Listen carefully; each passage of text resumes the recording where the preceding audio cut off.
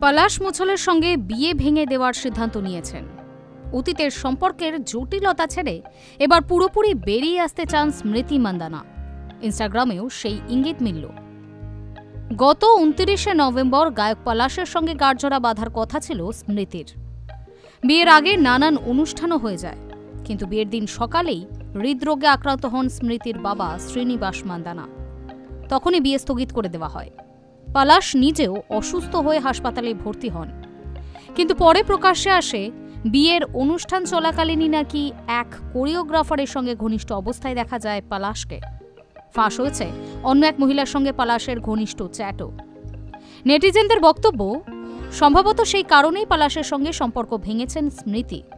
গত রবিবার দুপুরে ইনস্টাগ্রাম স্টোরিতে দীর্ঘ বিবৃতি দিয়ে স্মৃতি জানান পলাশের সঙ্গে বিয়ে ভাঙছেন তিনি। কেন এই সিদ্ধান্ত, সেই নিয়ে কিছু বলেননি বিশ্বকাপ জয়ী ক্রিকেটার। আর তারপর থেকেই শুরু হয় আনফলোর ঢল। প্রথমে স্মৃতি এবং পলাশ আনফলো করেন একে অপরকে। পলাশের বোন বিখ্যাত গায়িকা পালাক মোছালো স্মৃতিকে আনফলো করেন। নিজের সোশ্যাল মিডিয়া থেকে সরিয়ে দেন স্মৃতির সমস্ত ছবি। বিয়ের অনুষ্ঠানের ছবিতে দেওয়া @পালরীতি ওয়েডিংও সরিয়ে দেওয়া হয়। এসবের মধ্যেই মঙ্গলবার স্মৃতি নিজের সোশ্যাল মিডিয়ায় বায়ো আপডেট করেন। সেখানে এতদিন ইভিল আই ইমোজি ছিল, যেটা ব্যবহার করা হয় যেন নজর না লাগে সেটা বোঝানোর জন্য।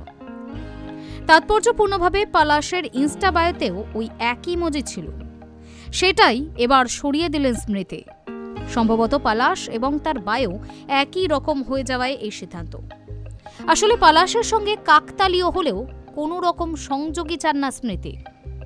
এসবের মধ্যেই শ্রীলঙ্কার বিরুদ্ধে সিরিজে স্মৃতিকে দলে রেখেছেন বিসিসিআই। আগামী 21শে ডিসেম্বর শ্রীলঙ্কার বিরুদ্ধে টি-20 সিরিজ শুরু।